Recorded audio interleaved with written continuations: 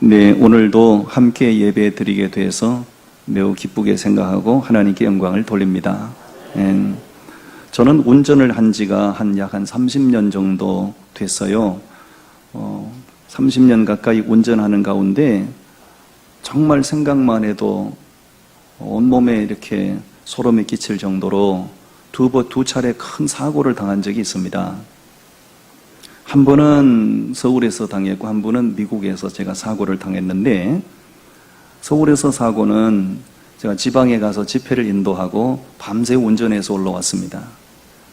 집을 거의 다 왔을 때 그날 새벽에 막 비가 쏟아지는데 비보호 좌회전에 파란 신호가 들어왔기 때문에 비보호 좌회전을 했어요. 그런데 저쪽 맞은편에서 스포츠카가 라이트를 전혀 켜지 않은 채로 전속력으로 달려와서 제 차를 받아버렸어요. 빗길이기 때문에 전속력으로 스포츠카가 와서 달려온 채를 차 옆구리를 받았기 때문에 제 차가 빗길에 스핀을 먹으면서 몇 바퀴를 돌았는지 몰라요. 돌아서 인도에 가서 제 차가 처박혔는데, 한참 후에 정신을 차리고 보니까 이 몸이 멀쩡하셨어요. 너무 감사하지요. 시골교회 가서 부흥회를 인도했는데 시골교회 목사님이 고맙다고 사과를 한 상자 실어주었는데, 정신을 차려보니까 사과가 깊게 널브러져 있어요. 그걸 주섬주섬 주워가지고 사고를 당했는데, 차는 레카가 걸어가고 내 사과를 안고 집에 들어갔더니 집사람이 새벽에 자다가 놀래가서 귀신이 오는 줄 알고 놀래가지고 충격을 엄청 받았습니다. 한 번은 제가 미국에서 겨울인데 우리 가족을 싣고 그 요세미티 국립공원에 우리가 구경을 갔다가 집에 돌아오는 길인데 내리막 커브길이에요. 해가 이제 어둡사리가 치니까 기온이 떨어지니까 그 내리막길인데 빙판이 됐어요. 제가 그걸 몰랐어요. 캘리포니아 주는 눈이 오지 않기 때문에 빙판길을 운전하는 경우는 거의 없거든요. 그래서 그 내리막 커브길에 브레이크를 잡았더니 이게 전혀 말을 듣지 않아요. 이쪽은 절벽 낭떠러집니다. 그래서 차를 왼쪽으로 틀었더니 왼쪽에 산비탈에 가서 차가 부딪히면서 차가 뒤집어졌어요. 정신줄을 제가 놔버렸는데, 정신을 차려보니까 저희 아내가 옆으로 매달려 있대요. 안전벨트를 안 했으면 정말 큰일 날 뻔했죠. 제 평생에 이 두 차례의 교통사고는 정말 지금도 생각만 할수록 너무너무 아찔하고, 그런 큰 사고를 당했는데도 하나님께서 하나도 다치지 않게 하시고 아마 사명이 있어서 저를 살려놓으셨나 이런 생각을 합니다. 제가 이 얘기를 왜 하느냐면, 우리가 살다 보면 교통사고만 당하는 것이 아니고 이런저런 예상하지 못했던 사고를 많이 당하는 수가 있습니다. 근데 우리가 당하는 어떤 유형의 사고이든지 간에 불가항력적으로 당하는 사고는 굉장히 낮아요. 대부분의 우리가 당하는 사고들이 부주의에서 오는 사고들이 많습니다. 조금만 주변을 기울이고 조금만 신중하고 침착하면 당하지 않아도 될 사고를 우리가 주의를 기울이지 않는 관계로, 방심한 관계로 사고를 당하는 경우들이 참 많죠. 과거의 농경시대를 살던 사람들에 비하면 오늘 우리는 첨단 과학시대를 살고 있기 때문에 굉장히 많은 과학의 문명의 혜택을 우리가 많이 누리고 삽니다. 예를 들면 옛날에 걸어서 다니던 시대에 비하면 모든 자동차를 이용하면 편리합니다. 옛날에 호롱불을 켜고 촛불을 켜고 살던 시대에 비하면 밝은 전기불을 우리가 사용하는 것이 편리합니다. 과학 문명은 우리를 굉장히 편리하게 하지만 상대적으로 위험 요소를 많이 안고 사는 겁니다. 그러므로 우리는 매사에 조심해야 됩니다. 할렐루야. 오늘 제가 조심하는 것은 삶의 그런 부분을 얘기하는 것이 아니고 영적인 부분을 얘기하고자 하는 것인데, 우리는 그리스도인입니다. 그리스도인으로서 천국을 지향하는 성도의 삶을 살아가는 데 있어서 정말 우리가 조심해야 될 것들이 있어요. 그것을 함께 나눌 때 우리 모두에게 공감이 되고 은혜가 되기를 바랍니다. 첫 번째, 무엇을 우리가 조심해야 하는가? 본문에서 말씀합니다. 11절과 12절 한번 따라 하실까요? 신앙의 퇴보, 영적으로 퇴보하는 것을 굉장히 조심해야 된다라고 말씀하세요. 우리 11절과 12절을 같이 읽어봐요. 11절 시작. 네가 채우지 아니한 아름다운 물건이 가득한 집을 얻게 하시며 네가 파지 아니한 우물을 차지하게 하시며 네가 심지 아니한 포도원과 감람나무를 차지하게 하사 네게 배불리 먹게 하실 때에 너는 조심하여 너를 애굽 땅 종되었던 집에서 인도하여 내신 여호와를 잊지 말고. 아멘. 자, 11절 말씀에 보니까 정말 채우지 아니한 아름다운 물건이 가득한 집을 얻게 하시고 파지 아니한 파는 수고 안 했는데 우물물을 얻고, 그렇죠? 농사도 심지 수고도 안 했는데 포도원의 소출이, 감람나무의 소출이 가득한 거, 이걸 먹고 마시고 누린다면 이건 최고의 축복이죠. 그만큼 안정된 삶을 말하는 것이죠. 이것은 이스라엘 백성들이 출애굽을 해서 가나안 땅에 들어간 이후에 하나님이 그들에게 안정된 삶을 누리게 하실 때, 사방에 위험이 없고 다 평안을 누리고 모든 것 부족함이 없이 안정되고 평안하고 부유한 삶을 누리게 하실 때, 그때 조심해야 될 것이 있다고 말씀하세요. 12절 말씀 보세요. 그때 너는 조심하여 너를 애굽 땅 종되었던 집에서 인도하여 내신 누구를 잊지 말라고요? 여호와를 잊지 말라. 가나안 땅에 들어가는 것은 하나님의 은총입니다. 사방의 대적을 물리쳐 주시고 평안을 누리고 사는 것 하나님의 은총입니다. 배고픔이 없고 굶주림이 없고 목마름이 없이 풍성한 것을 배불리 먹고 사는 것 한없는 하나님의 은총입니다. 그럴 때 그들이 여호와를 잊어버리면 안 된다는, 하나님을 잊어버리는 일이 없도록 조심해라 그 말씀합니다. 이 말씀은 민족 지도자였던 모세가 이스라엘 백성들을 향하여 당부하는 말씀이에요. 왜냐하면 모세는 출애굽의 역사 가운데 하나님이 지도자로 세워주셨기 때문에 이스라엘 백성들을 쭉 리더해서 홍해를 건넜습니다. 또 아말렉과의 전쟁을 이겼습니다. 그 모든 과정을 거치면서 시나이 반도까지 왔어요. 그때 하나님께서 모세를 통하여 이스라엘 백성들에게 당부의 말씀을 주시는 거예요. 이들이 잠시 얼마 후면 적과 꿀이 흐르는 가나안 땅에 들어가서 안정된 삶을 살게 될 텐데, 그때 이들이 여호와를 잊어버리지 않도록 조심할 것을 당부해라고 말씀합니다. 모세는 누구보다도 이스라엘 백성들의 상태를 너무 잘 알아요.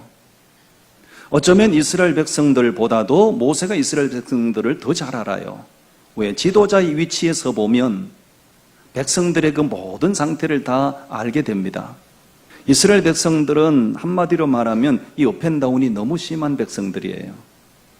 예를 들어서 홍해 바다를 기적같이 건넜을 때 천하를 얻은 것처럼 좋아하고 기뻐하고 뛰면서 하나님 찬양을 했지요. 불과 며칠 후에 광야에서 물을 얻지 못한다고 해서 아우성을 치고 하나님 앞에 거침없이 불평을 쏟아놓고 하나님의 생사를 걱정하며 돌아가셨냐 살아계시냐, 하나님 앞에 얼마나 불평하는 마음들을 쏟아놨는지 모르죠. 이렇게 지도자의 위치에 서서 이스라엘 백성들을 보니 너무 업앤다운이 너무 심한 거죠. 그래서 높아심으로 이스라엘 백성들에게 당부하는 겁니다. 가나안 땅에 들어가서 모든 삶이 안정되고 배부를 때 하나님 잊어버리지 않도록 조심해라 하고 말씀합니다. 여러분, 가나안 땅을 얻는 것도 중요합니다. 안정된 삶을 사는 것도 중요합니다. 사방의 평안을 누리는 것도 굉장히 소중합니다. 그럴지라도 하나님을 잊어버린다면 아무것도 소용없습니다. 내가 천하를 다 얻는다 할지라도, 남들이 부러워할 만한 것을 내가 가졌다 할지라도 내가 하나님을 잊어버린다면 내가 가진 것이 아무런 의미가 없는 것이 됩니다. 왜 하나님을 잊어버립니까? 심령이 어두워지니까 하나님 잊어버리는 거예요.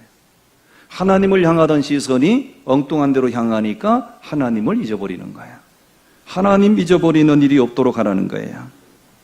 하나님은 자녀된 우리에게 한결같이 바라시는 것이 있어요. 우리를 향한 하나님의 마음은 영적으로 둔감해지는 것, 신앙적으로 퇴보하는 것, 뒤로 물러가는 것, 이런 것들은 다 싫어합니다.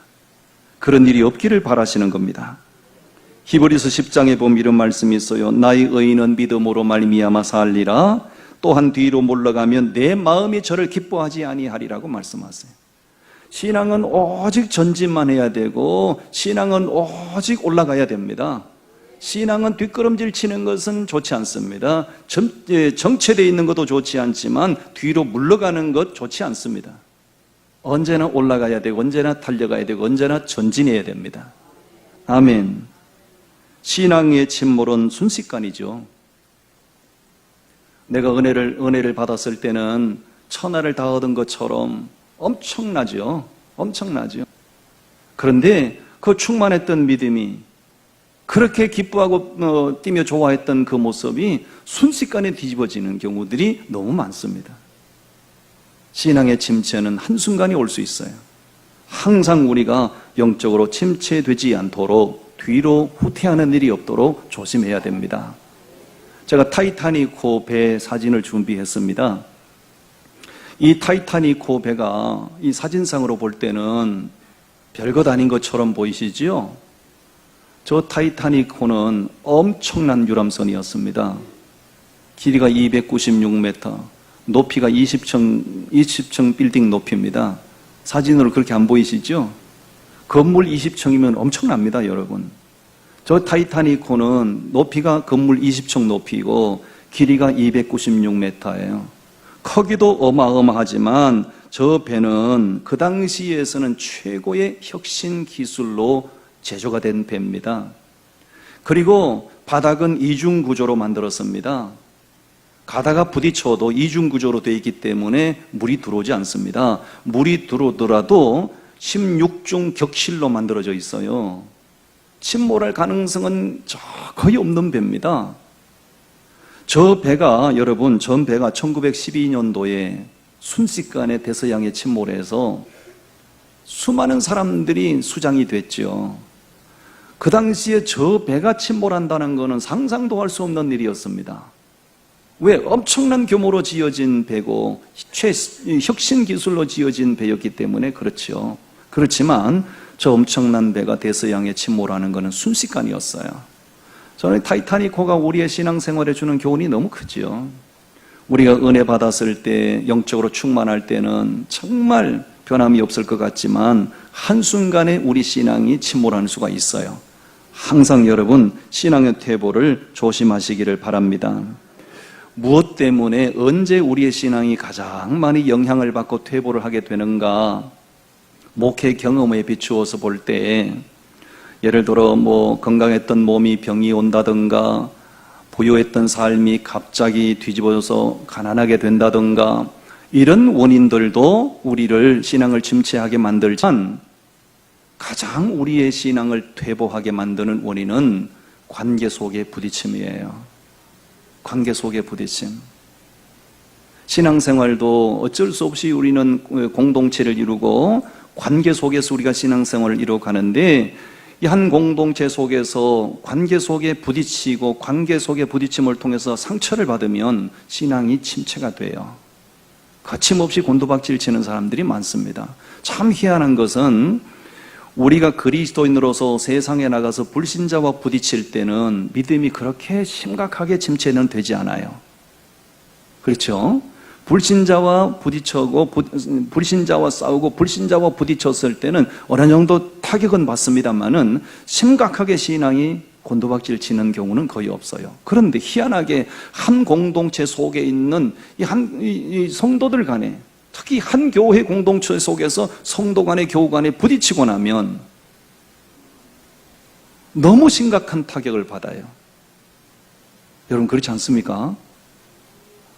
여러분은 그런 일을 전혀 경험을 안 하셔서 그러신가 본데, 제 목회 경험에 비추어서 볼 때 그런 것 같아요.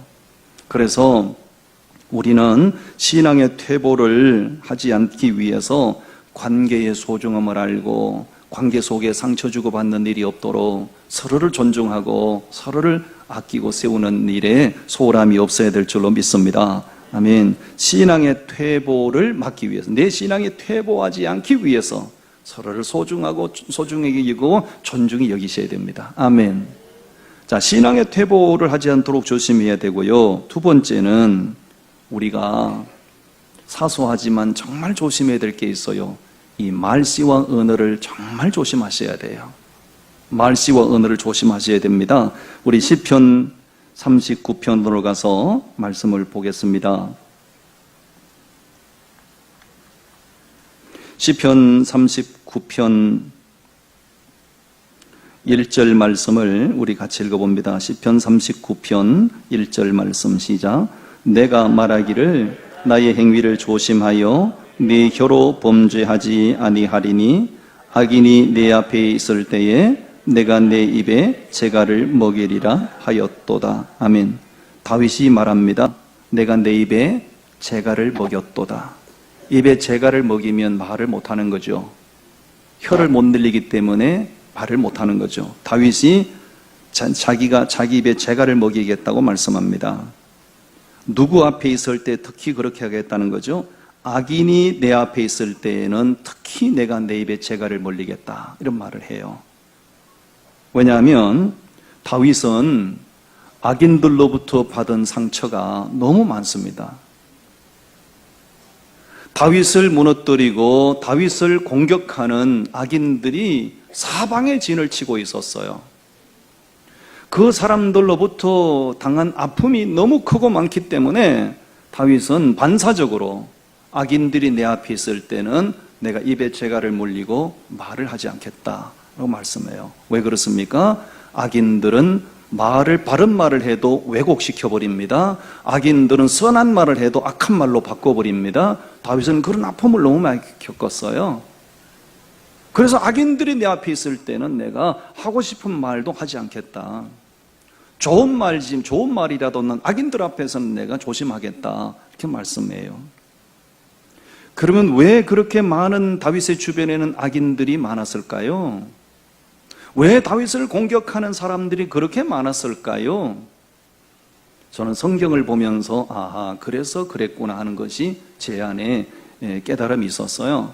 여러분, 다윗은 출생이 불행한 사람이었습니다.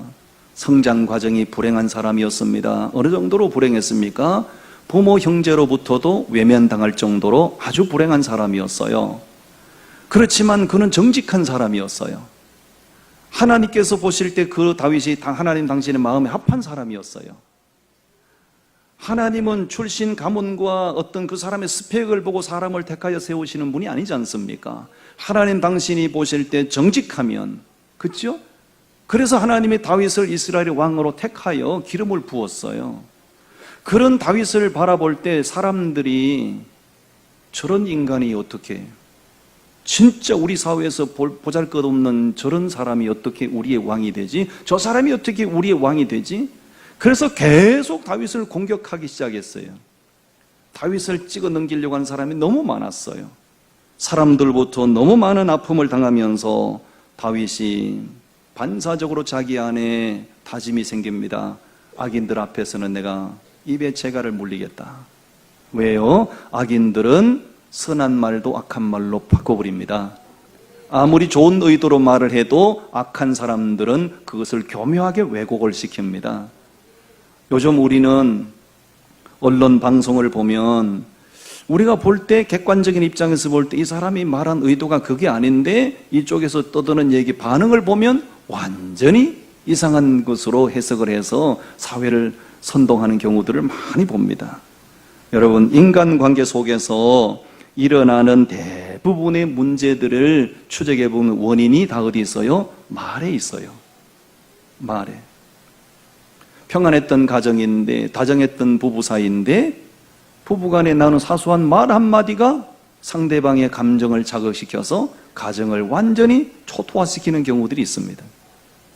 참 평안했고 평안하고 은혜로웠던 교회인데 그 교인 중에 누구 한 사람의 그 해서는 안 될 말, 하지 말았으면 좋았을 그 말 한마디 때문에 교회가 편지풍파가 일어나고 교회가 소용돌이에 휘말린 이런 경우들을 많이 봅니다. 신약성경 야고보서에 보면 이런 말씀이 있어요. 작은 불씨가 큰 산을 태우지 않는가? 작은 불씨가 큰 집을 태우지 않는가? 그 작은 불씨, 우리 입에서 나가는 그 불필요한 그 말 한마디 때문에 그 좋은 관계가 다 갈라지기도 하고 교회가 풍랑을 만난 것처럼 소용돌이에 빠지기도 하고 그렇습니다. 여러분, 말을 조심하셔야 됩니다. 아멘. 제가 사람의 이목구비를 설명하려고 사진을 준비했는데 제 사진을 준비하려다가 제 사진을 또 준비하면 그 시기해서 엉뚱한 사람 얼굴을 준비했어요. 나하고 아무 관계없는 사람입니다. 사람의 이목구비를, 얼굴을 이목구비라고 하지요. 얼굴을 이목구비라고 합니다. 자세히 보십시오. 눈도 2개입니다. 귀도 2개입니다. 콧구멍도 2개입니다. 심지어 뇌도 우뇌 좌뇌 뇌도 2개입니다.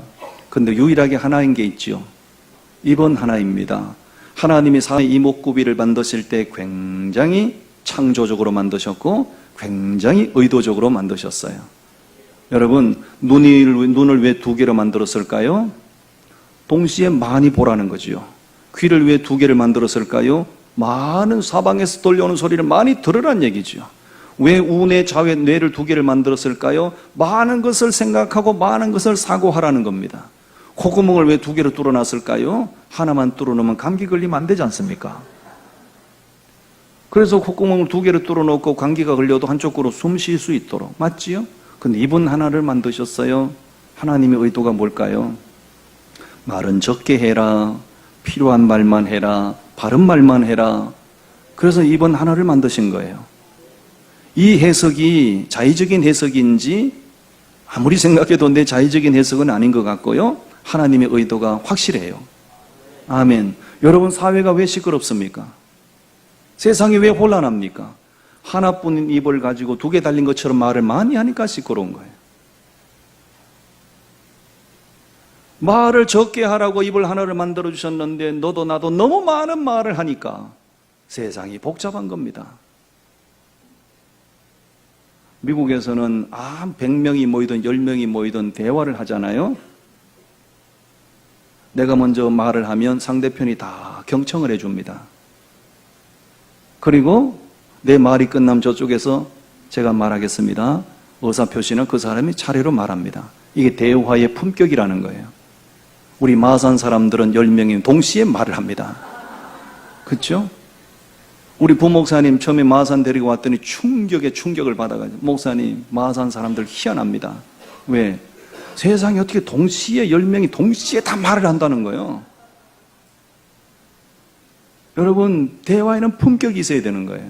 질서가 있어야 되는 거예요. 상대편이 말하는데 내가 막 말을 하면 상대편 무시하는 거예요.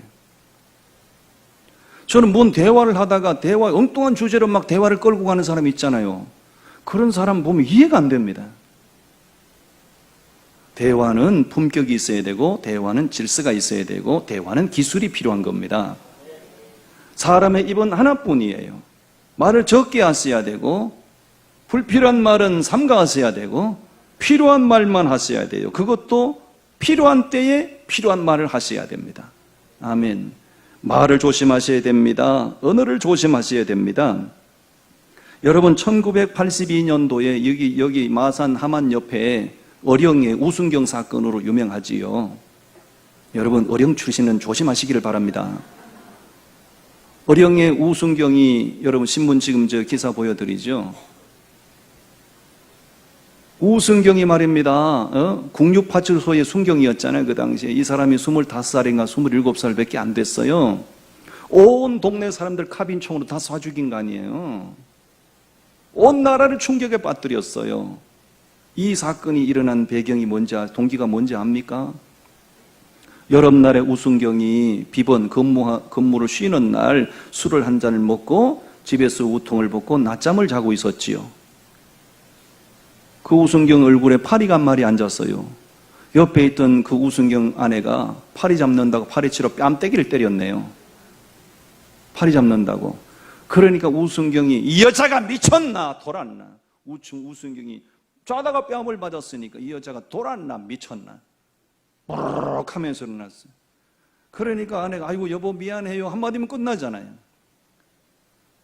아니, 아내가 그렇게 나와야 되는데 아내가 또 한마디 더 수위 높은 말로 거듭니다. 뭐라고요? 아이고! 그놈의 성질머리. 그러니까 우순경이 가만히 있겠습니까? 뭐야? 그러니까 아이고! 그놈의 성질머리, 더러운 성질머리. 나만 그렇게 생각하는 줄 압니까? 동네 사람들이 당신 성질머리 나쁘다고 더럽다고 다 알고 있다고. 그러니까 우순경이 뭐라고? 동네 사람들이 나 성질 더럽다고. 그래서 가서 파주소에 무기고에 카빈총을 꺼내가지고 동네 사람 다 사 죽인 거 아니에요? 여러분 참고로 말씀드려요. 남편이 낮잠 잘 때 건드리지 마세요. 왜 건드립니까? 파리가 앉았든 말든 똥을 싸든 말든. 그리고 남편이 뭘 한마디를 하면 아이고 여보 미안합니다. 제가 실수했어요. 이 한마디면 될 걸 갖다가. 그 말의 기술이 없고 말의 품격이 없어서 여러분 제가 가끔 국류에 제가 몇 번 다녀왔어요. 국류에 여기 마산에 와서. 정말 가슴 아프죠. 온 동네 사람들이 같은 날 전부 제삿날이야. 같은 날.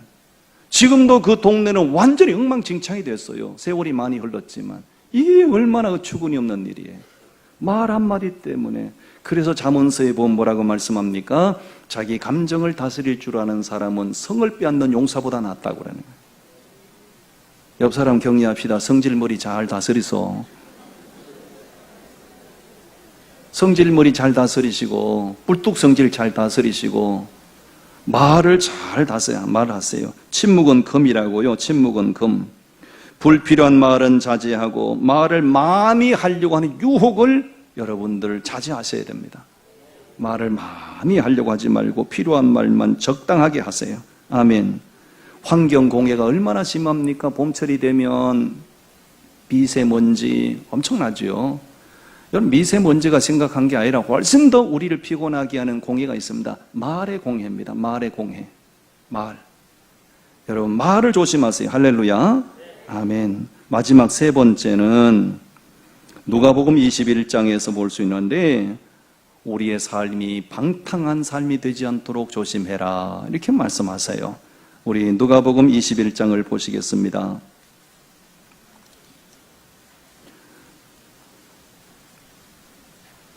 누가복음 21장 34절 말씀입니다. 누가복음 21장 34절 우리 같이 읽어요. 시작. 너희는 스스로 조심하라. 그렇지 않으면 방탕함과 술 취함과 생활의 염려로 마음이 둔하여지고 뜻밖의 그날이 덫과 같이 너희에게 임하리라. 아멘. 덫이 뭔지 아시죠? 덫. 쥐를 잡는 덫, 새를 잡는 덫. 그 덫에 치면 쥐도 죽고 새도 죽고 다 죽어요. 덫과 같이 우리에게 임하리라. 주님의 날이 임하리라. 그러므로 그 주님의 심판날이 덫과 같이 임하는 것을 우리가 믿는다면 우리의 삶이 방탕하지 않도록 조심해야 됩니다. 여러분들은 어떤 삶을 방탕한 삶이라고 생각을 하십니까? 술을 먹고 만취하고 길바닥에 오줌을 싸고 다니고 예를 들어서 성적인 죄를 짓고 강도짓을 하고 이런 것을 방탕한 삶이라고 생각하십니까? 물론 그것도 방탕한 삶이겠지요. 그러나 우리가 엄격하게 말해서 방탕한 삶은 한마디로 딱 정의하면 자기 마음대로 살아가는 삶을 방탕한 삶이라고 해요. 자기 마음대로 살아가는 삶. 그게 방탕한 삶이에요. 우리가 탕자의 비유를 잘 압니다. 작은 아들이 어느 날 아버지에게 와서 아버지 내가 결혼하면 제가 분가시켜 줄 거잖아요. 내 몫을 줄 거잖아요. 미리 내게 주십시오. 아버지의 만류에도 뿌리치고 자기 몫을 챙겨서 그저 타지로 가지요. 주색 잡기에 허랑방탕했습니다. 그 방탕한 왜 그가 자기 분깃을 챙겨서 타국을 타지로 떠났을까요? 아버지의 간섭이 싫다는 거지요. 아버지의 참견이 싫다는 거지요. 자기 마음대로 살고 싶다는 거잖아요. 그런 방탕한 삶의 결과는 뭐였습니까? 돼지가 먹는 쥐엄 열매로도 배를 채우지 못하는 비참한 삶이 그를 기다리고 있었어요. 방탕한 삶은 자기 마음대로 하고 싶은 대로 사는 것이에요. 오늘 현대는 우리 현대인들을 방탕한 삶을 살게 하는 딱 좋은 환경입니다. 우리가 하나님을 향한 그 시선 처리가 흐트러지면 순식간에 우리의 삶을 방탕한 삶으로 치우치게 만듭니다. 하나님을 향한 시선이 고정되셔야 됩니다. 하나님이 내게 무엇을 말씀하시는지 언제나 겸손한 마음으로 들으셔야 됩니다. 하나님이 내 삶에 개입해 주시고 간섭해 주시기를 간구하셔야 됩니다. 방탕한 삶을 살지 않기 위해서 그래요. 하나님은 우리가 내 마음대로 사는 걸 원치 않습니다. 규모 있게 살고 질서 있게 살기를 바라시죠. 여러분, 방탕한 삶을 살지 않기를 바란다면 하나님의 시간을 구별할 줄 아셔야 됩니다. 하나님의 날을 구별할 줄 아셔야 됩니다. 하나님의 분깃을 구별할 줄 아셔야 됩니다. 내 것도 내 것이고 네 것도 내 것이다. 방탕한 삶입니다. 제가 아름다운 꽃밭을 사진을 준비를 했어요. 꽃밭을 보여드릴 겁니다. 너무 멋있죠? 너무 아름답죠? 사진을 한번 찍고 싶지 않습니까?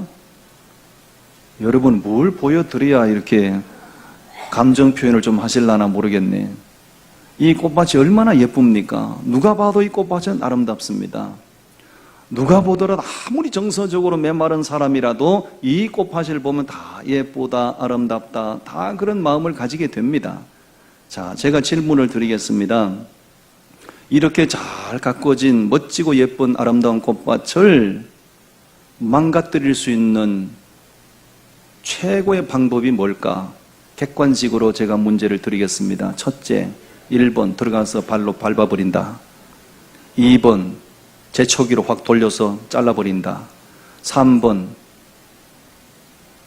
포크레인으로 확 이렇게 포크레인으로 이렇게 파서 엎어버린다. 몇 번입니까? 어떤 방법이 예쁜 꽃밭을 가장 망가뜨릴 수 있는 방법일까요? 1번 다시 말씀드려 발로 밟아버린다. 2번 재초기로 확 돌려버린다. 3번 포크레인으로 뒤집어버린다. 몇 번입니까? 네? 다음 주말고사 다음 주에 교회 오실 때 답을 가지고 오시기를 바라요. 1번도 2번도 3번도 정답이 아닙니다. 제가 정답을 가르쳐 드릴게요. 정답은 이 예쁜 꽃밭을 망가뜨릴 수 있는 최고의 방법은 그냥 가만 놔두면 됩니다. 그렇죠? 가꾸지 않고 그냥 가만 놔두면 금방 잡초가 우성해지고 금방 꽃밭의 아름다운 모습은 금방 다 없어질 겁니다. 그냥 놔두면 돼요. 여러분, 제가 무슨 얘기를 하려고 하는지 아십니까? 우리 인생이 망가질 수 있는 최고의 방법은 뭔가? 우리 인생이 가장 불행하게 되는 최고의 방법은 뭔가?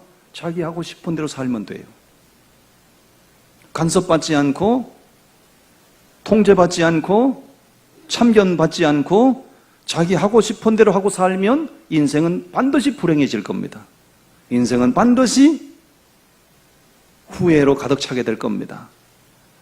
하나님은 그래서 우리를 자녀 삼으시고 우리 인생이 불행해지기를 원치 않으시기에, 우리 인생이 아름답기를 원하시기에 하나님은 끊임없이 우리에게 간섭하시고 끊임없이 우리의 삶에 개입하시고, 아멘, 율법을 주시고 말씀을 주시고.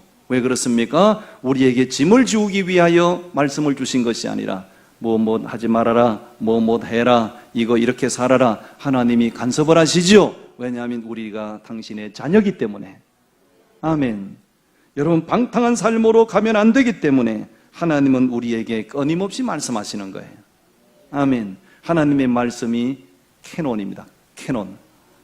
캐논이 뭡니까? 캐논. 카메라가 캐논입니까? 캐논. 캐논은 규격, 규범이란 뜻입니다. 여러분, 우리가 규격대로 매뉴얼대로 살면 고장날 일 없어요. 매뉴얼대로 살면 잘못될 일 없어요. 매뉴얼을 무시하고 자기 마음대로 조작하니까 고장나는 거예요. 우리 인생의 캐논, 우리 인생의 행복한 인생을 살아갈 수 있는 매뉴얼이 뭔가요? 하나님의 말씀이에요. 아멘. 말씀으로 간섭을 많이 받으시고 말씀에 자꾸 맞춰서 순응하고 가다 보면 하나님 내 인생을 아름답게 가꿔주실 줄로 믿습니다. 아멘. 기도하겠습니다. 하나님 감사합니다.